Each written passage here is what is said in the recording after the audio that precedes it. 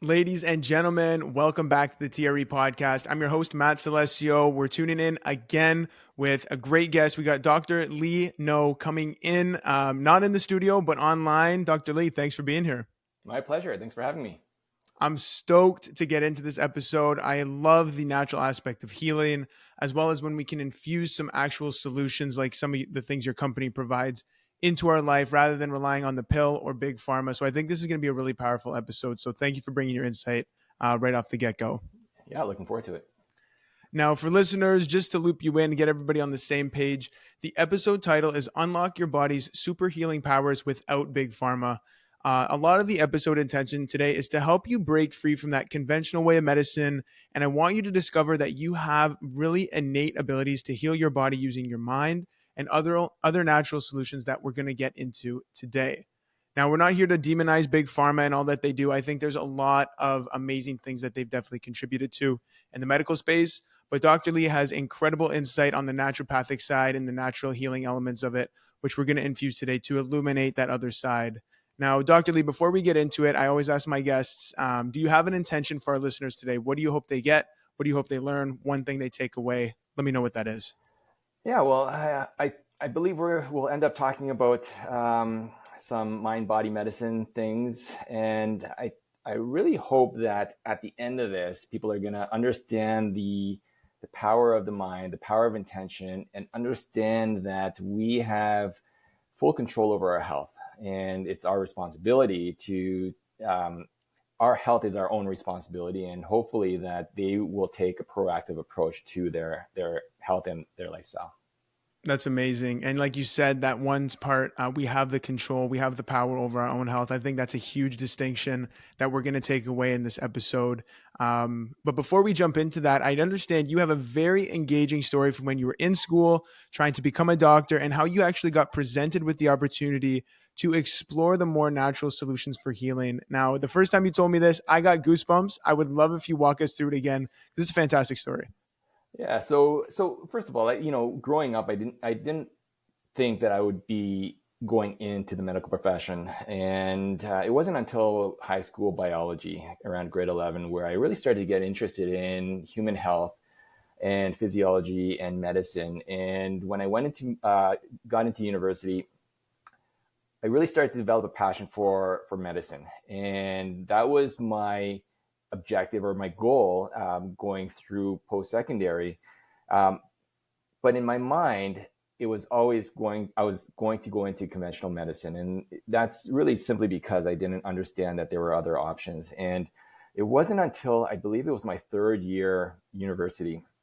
I was first class of a new semester. I sat down, this girl sat next to me, and we just started up a casual conversation. And she had just got accepted into the Canadian College of Naturopathic Medicine, an institution I'd never heard of. I didn't even know what naturopathic medicine was. That was the first time I've heard of it. And as she's talking to me and explaining what this is, I started to realize this is exactly what I wanted to do. Because even though I knew I was going to go into conventional medicine, I always knew that my practice would revolve around natural therapies. And that's because I grew up around natural therapies, traditional medicine. Every time I got sick, my grandma was always making these teas and other concoctions.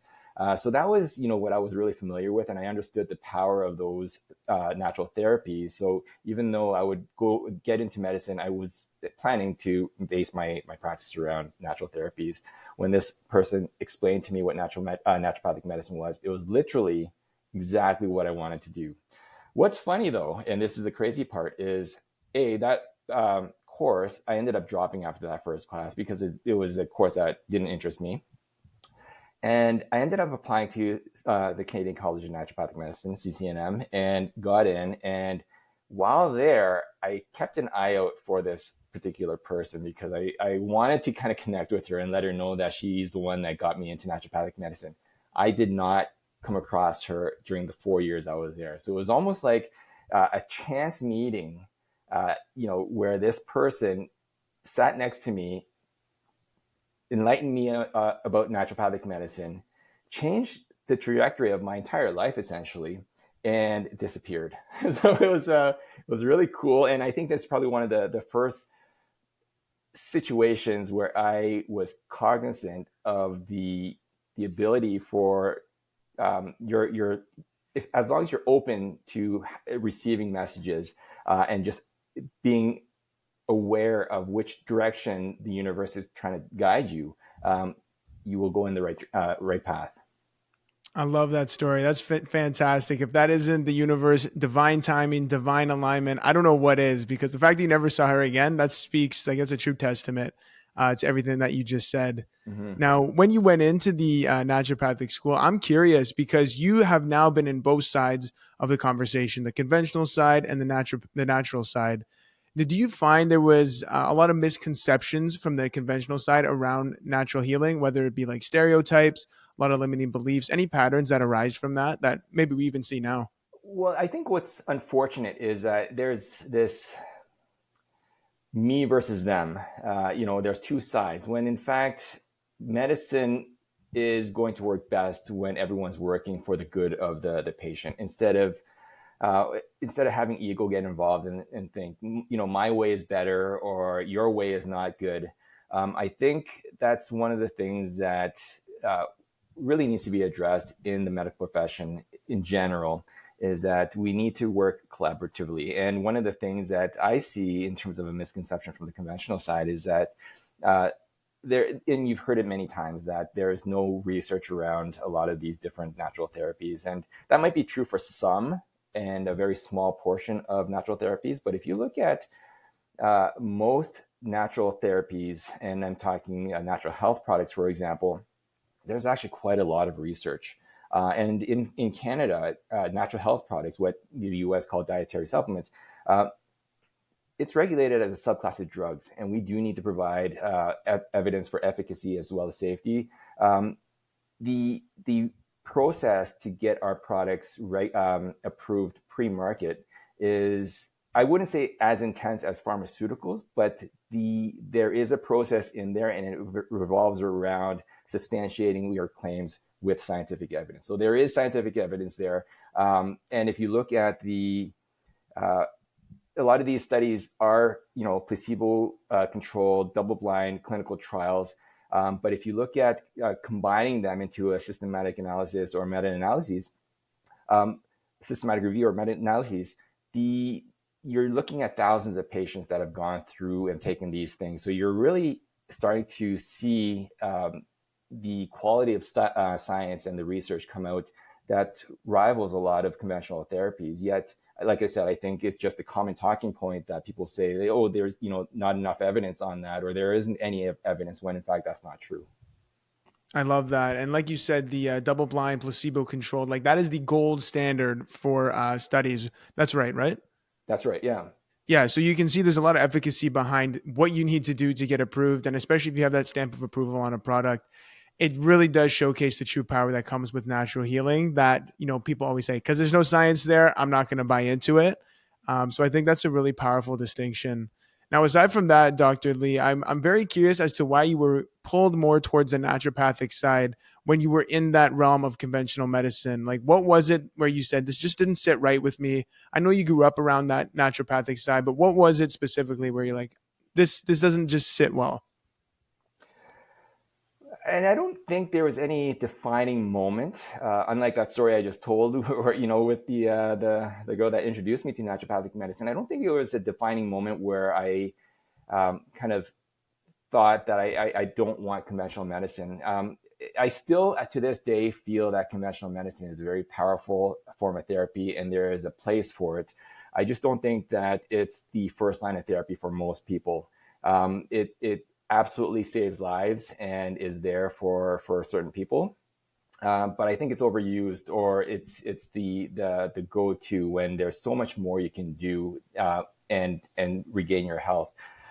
I think probably my kind of veering off more to the natural side is when I start to realize that a lot of the pharmaceuticals that are prescribed really aren't targeting the root cause of disease. So, you can give medicines that cover up symptoms or relieve symptoms, but you're essentially on those for life unless you take fundamental changes to whether it's your diet or your lifestyle or whatever root causes bringing about your situation. Unless you target that, you're just going to be covering up symptoms for the rest of your life. And I think that was probably one of the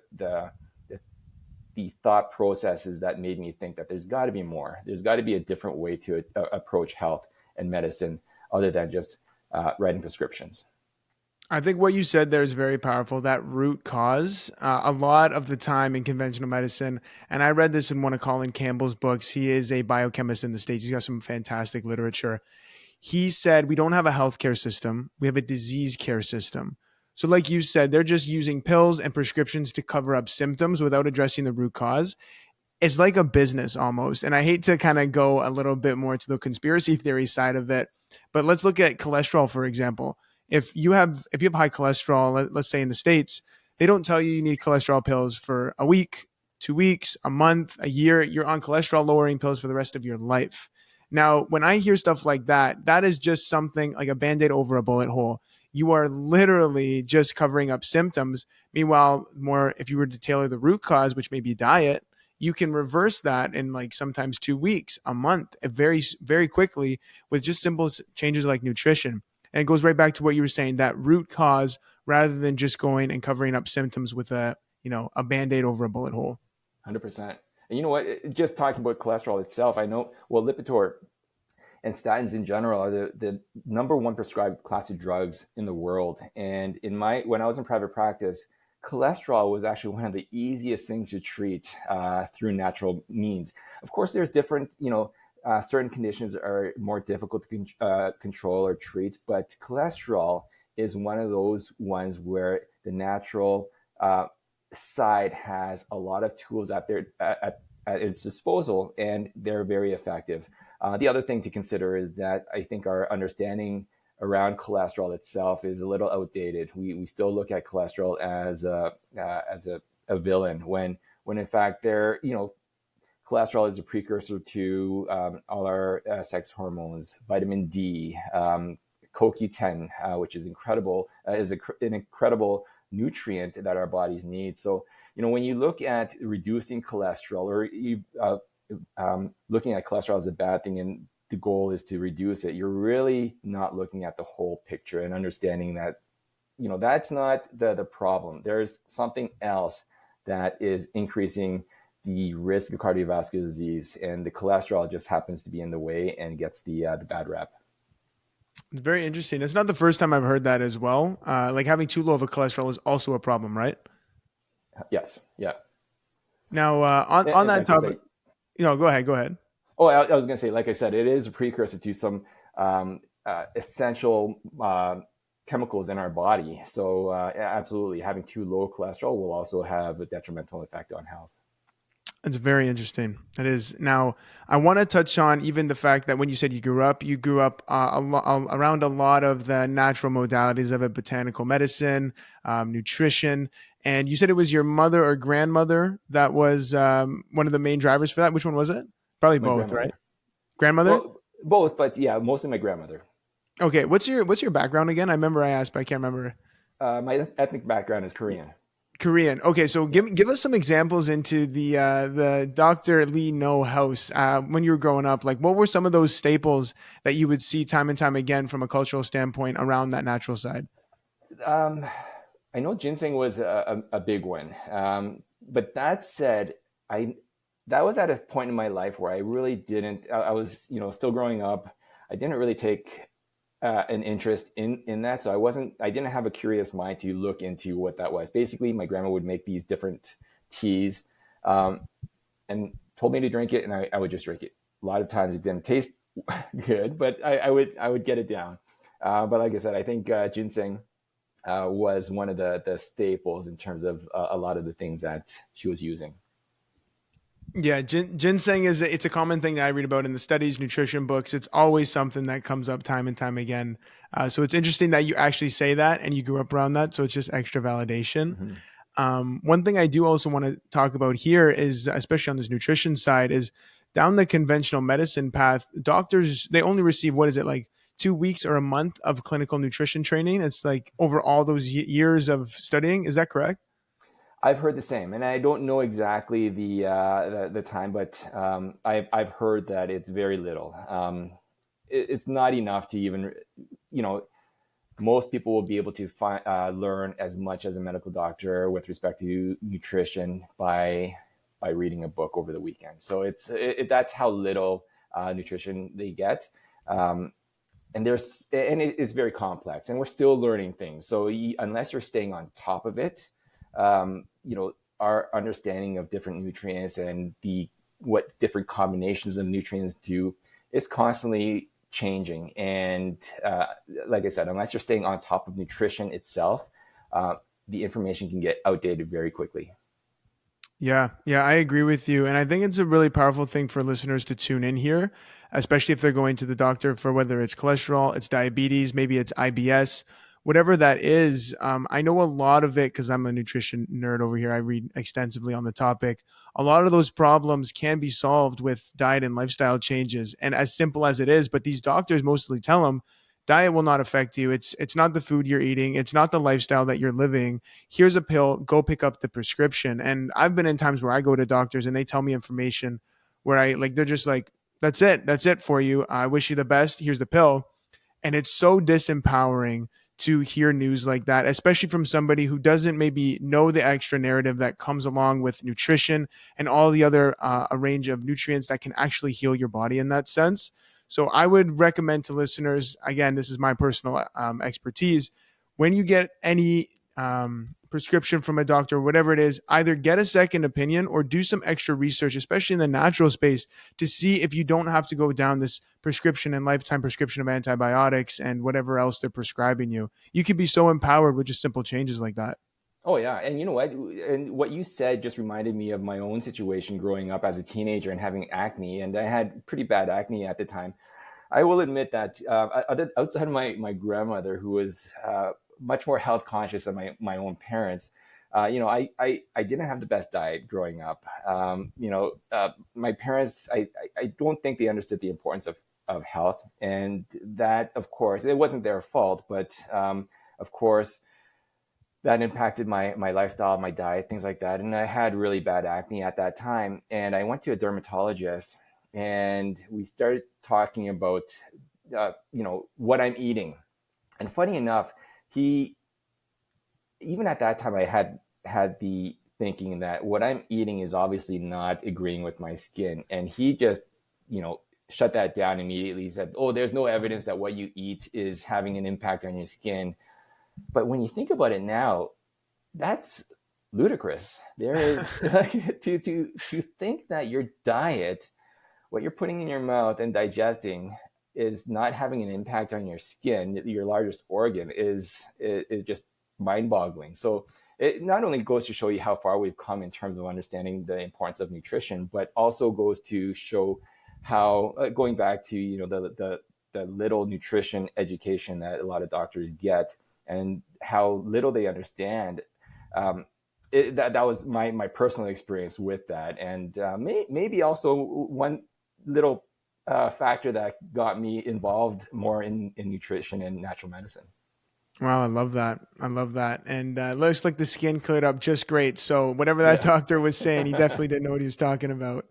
Yeah. But I'm also curious, Dr. Lee, because I know that you had your professional practice before you got into the naturopathic space. Is that correct?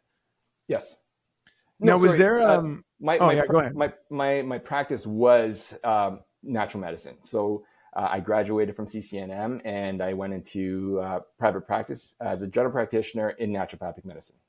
Oh, interesting. So you never had a conventional practice, never like that. No, I didn't. Yeah, I went straight into naturopathic medicine. Wow. Okay. So when you opened that personal practice of yours, how long until we got to Cannanda, the CB2? I'm curious to know where you started with that professional practice and then got into that entrepreneurial space because I know they're very closely linked here. Yeah, so funny enough, I didn't actually spend a lot of time in private practice. It was only, I think, 3 or 4 years. And that, in my private practice, as much as I enjoyed the patient interaction, I came to the realization that the best part of my practice was at the end of the day when I got to go home and started to do the research in terms of the differential diagnosis, trying to figure out what my patients were suffering from, and then putting together a treatment plan. And it was that research that really kind of energized me. And I thought at that time, if I could find a position or a role where I'm able to do this full time, that would be my dream job. And sure enough, once I started looking around, I found a regulatory consulting firm who is now one of the largest and most recognized regulatory consulting firms in Canada. At that time, they were just starting out. This was just a few years after the natural health product regulations came into effect in Canada. I think they came into effect around 2004. I started with them in 2007, but they put up a job posting. The naturopathic doctor that they had at that time was on his way out. They needed a replacement. I applied. It was actually a very rigorous interview process, but I got the job. And from there, doing product formulations and regulatory work for all sorts of different brands across Canada, and some of the largest and most recognizable brands in Canada I've done work for. That really opened the door for me. And I was recruited from one company to another.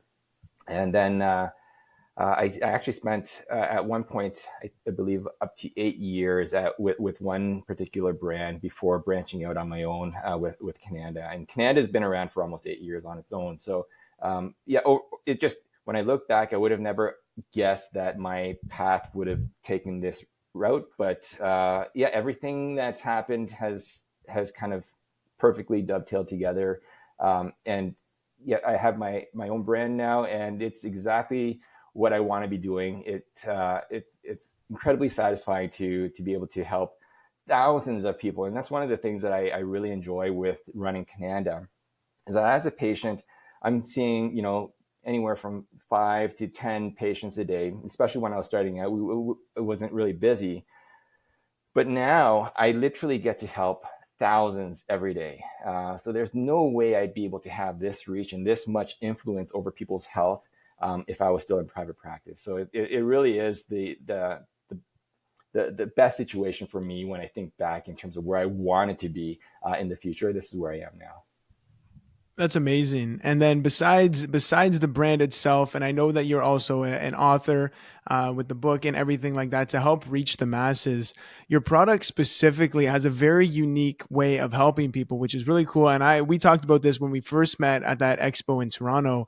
I'd love if you could give a little synopsis of what that product is and how it does help our listeners, especially in this natural space, because I was blown away when I saw it. Yeah, so our product is called Cannanda CB2, and its main ingredient is a compound called beta-caryophyllene, or BCP for short. And the cool thing about this particular compound is it activates CB2 receptors in the body, which is the where the name comes from.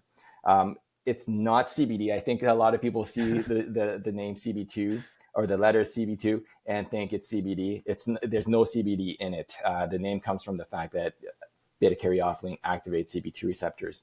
Now, CB2 receptors are part of the endocannabinoid system, the same system that CBD and THC influence. But what's interesting is CBD doesn't actually activate any cannabinoid receptor. It has more of an indirect benefit, whereas our product directly activates CB2 receptors. And by activating CB2 receptors, we see a host of benefits.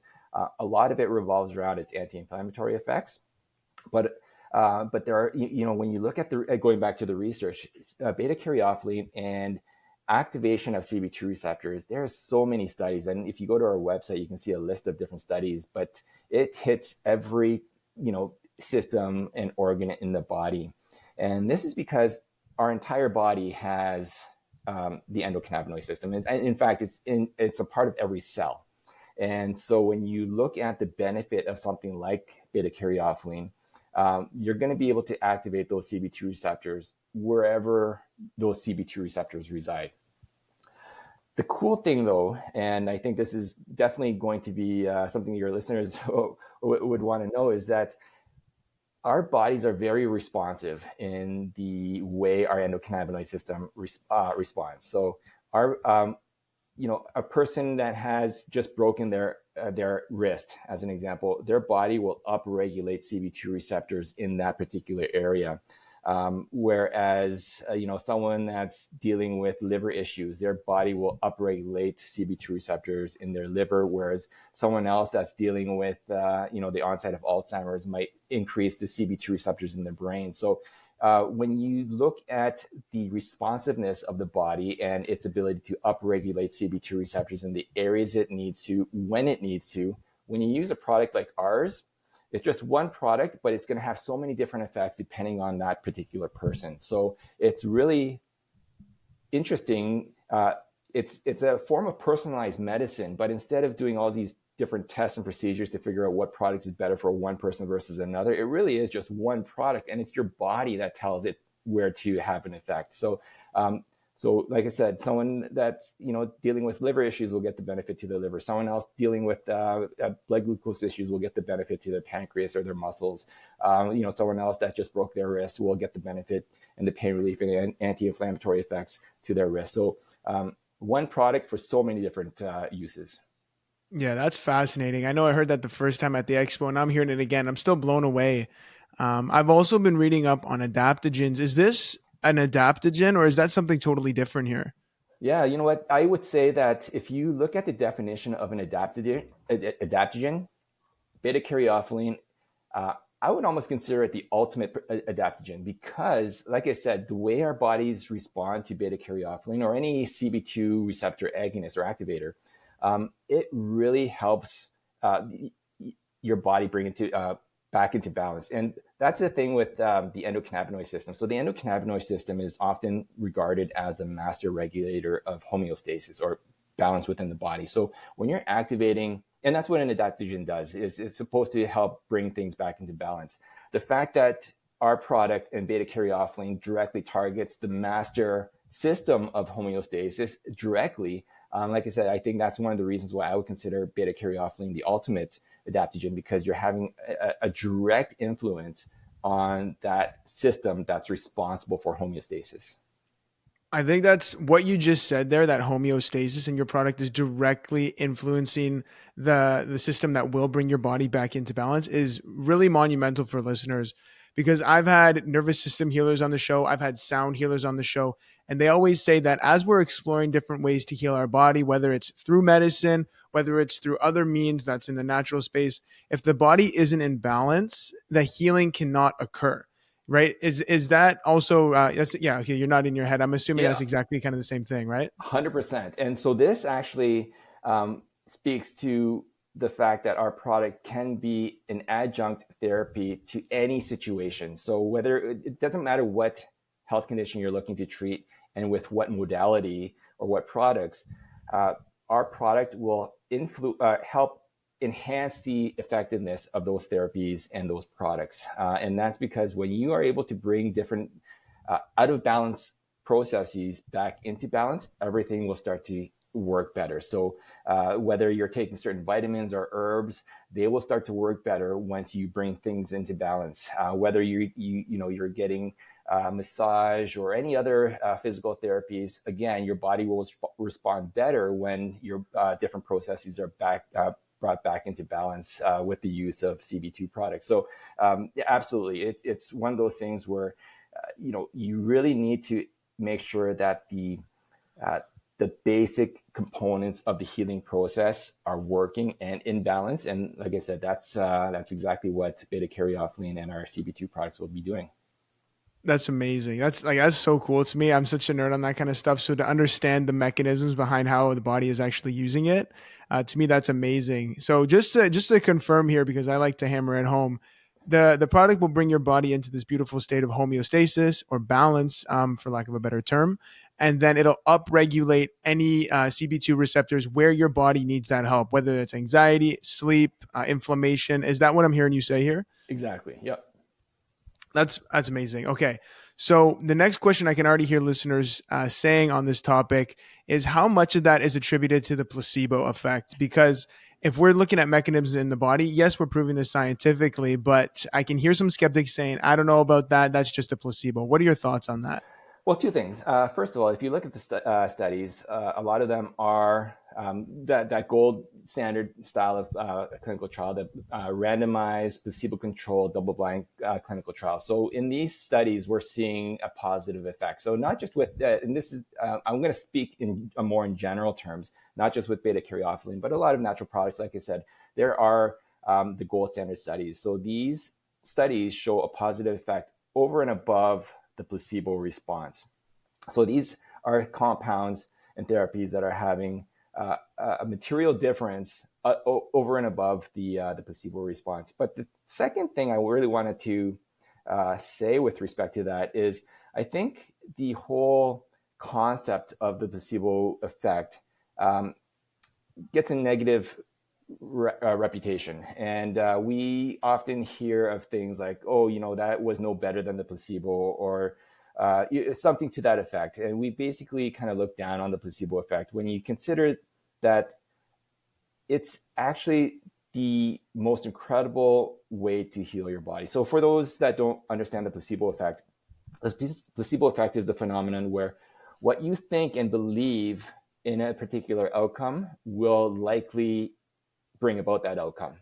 And so, like I said, it's the basis of mind-body medicine. If you are literally healing your body just by thinking of it, why would anyone try to discount that? It is the if I didn't have to do anything else other than use my mind to heal my body, and that's all I had to ever do, how awesome is that?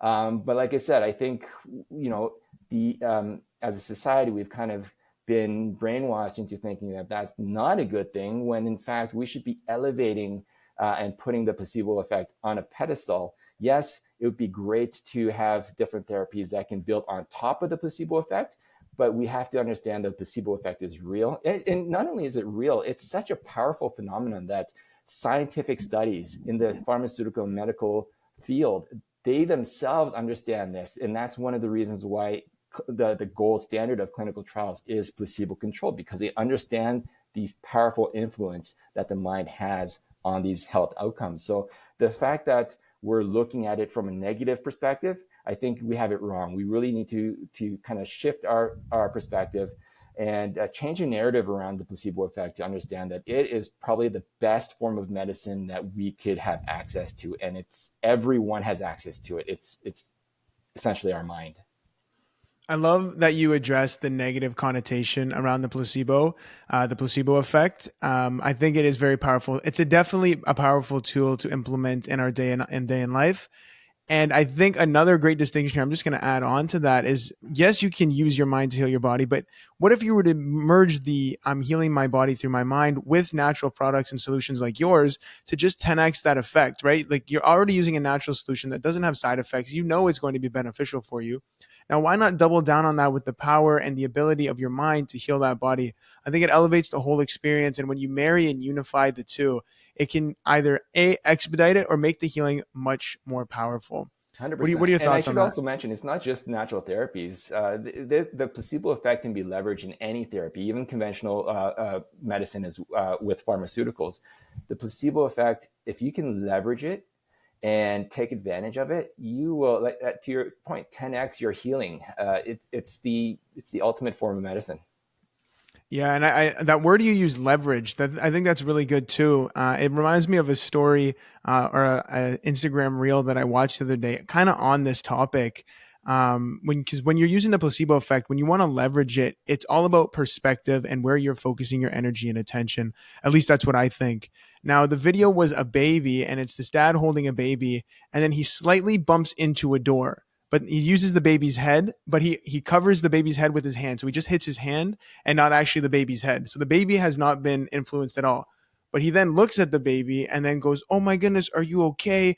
That must have hurt so bad." And the baby starts bursting out in tears. The baby was not hit, which was really Yeah. crazy.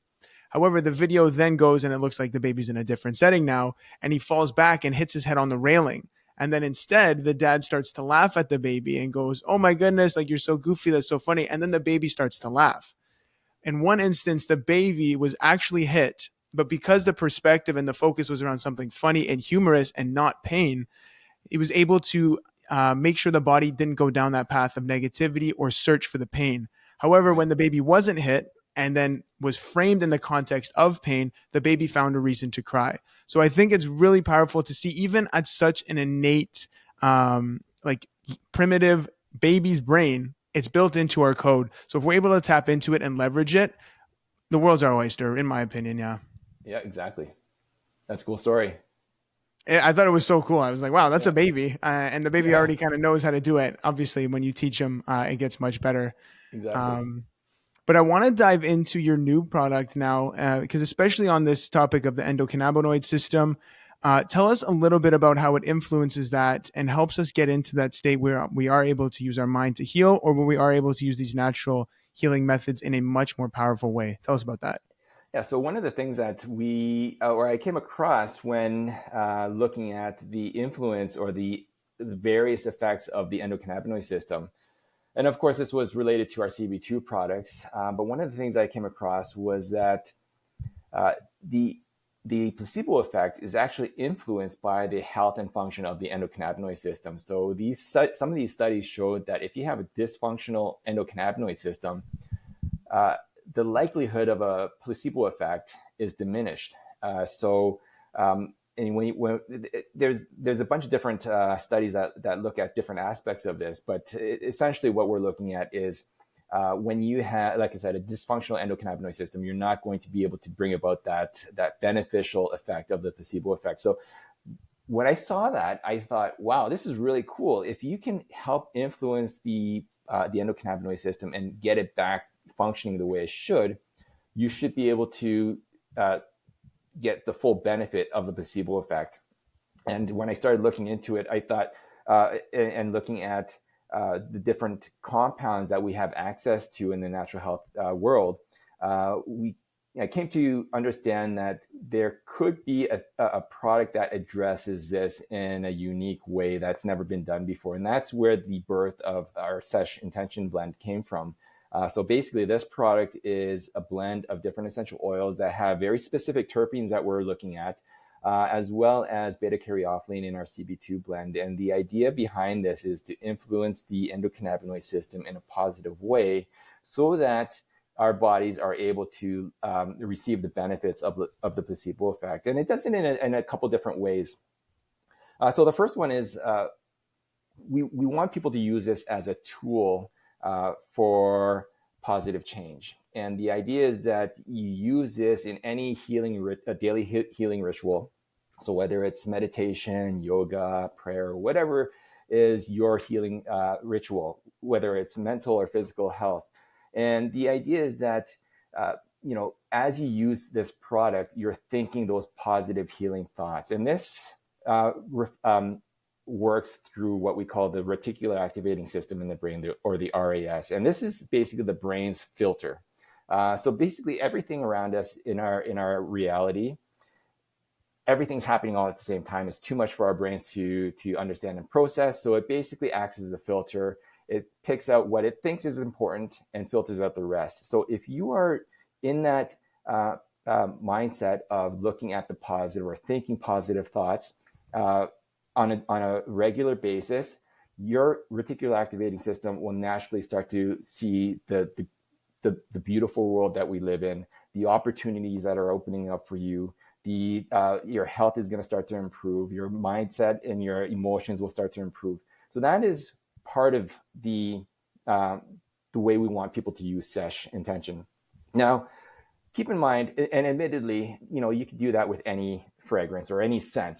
Just use it and just start to slowly associate that scent with your positive healing thoughts.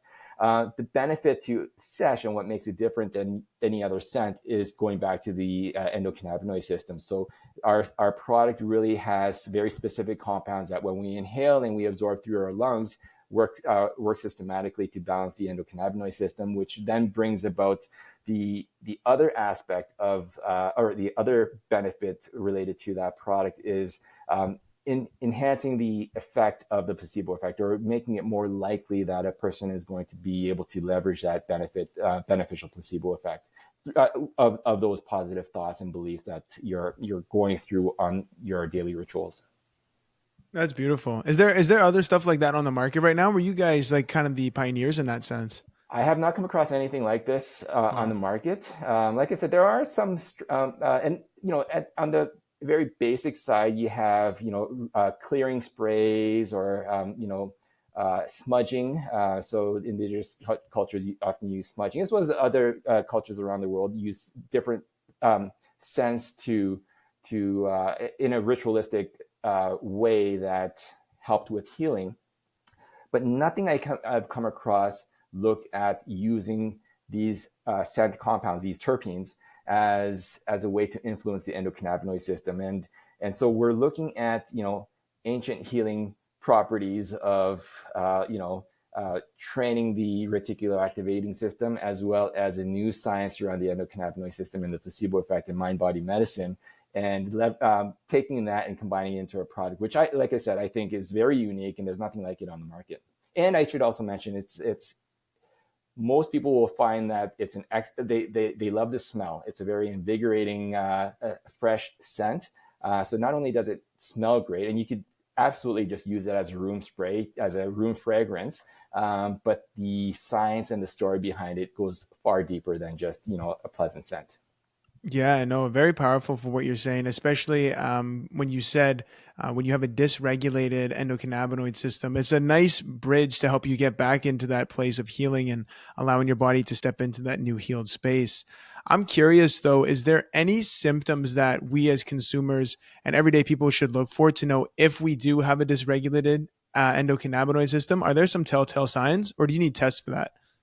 You know what? I can't say that there are telltale signs, and I don't recall coming across anything that would indicate that there is a test that we could look at, other than say very obscure tests that look at receptor activation, or looking at different compounds. So the endocannabinoid system is made up of different compounds. Some are endocannabinoids, so cannabinoid compounds that our bodies make. We have receptors. We also have other enzymes that break down endocannabinoids. So there's delicate balance and dance with all these different compounds. And unless you can identify through maybe blood work what those are and what is considered a normal level for a particular person, which I don't think exists at this time, that is in my mind, I think one of the only things. The thing is that when you look at most studies on any sort of health condition, uh, at its root, there is going to be endocannabinoid system dysfunction, and that makes sense. If the endocannabinoid system is the master regulator of balance or homeostasis, if you're experiencing any disease process, it would make sense that at least a component of what you're experiencing is related to the endocannabinoid system.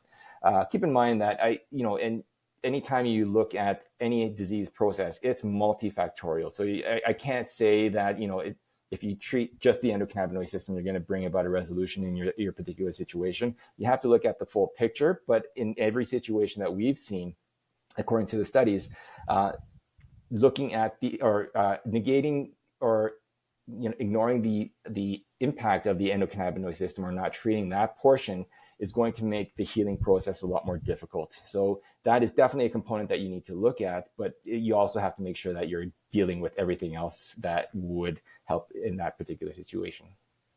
Amazing, amazing. Thank you for clarifying that. And Dr. Lee, as we come up here on the hour-ish mark, I want to give you the spotlight to tell our listeners where we can connect with you, where we can try out the product, because this has been a really powerful conversation. I don't want to leave them hanging. So let us know where we can find you and connect with you after this episode. Yeah, you can follow us on social media. Our handle is at Cannanda Crew, so Cannanda Crew, CREW. You can also check out our website, Cannanda.com. And I believe listeners will be able to purchase our products through your own marketplace and receive a discount as well. Yeah, absolutely. We're going to launch the market very soon, all my Revive insiders. So stay tuned for that. But in the meantime, pop over to Dr. Lee's amazing website and his Instagram. He's got some great content and mission going on around that. So, Dr. Lee, I want to say thank you again for coming on the show, sharing some incredible insight on this really powerful topic for our generation. Thanks for having me, Matt. This was really fun.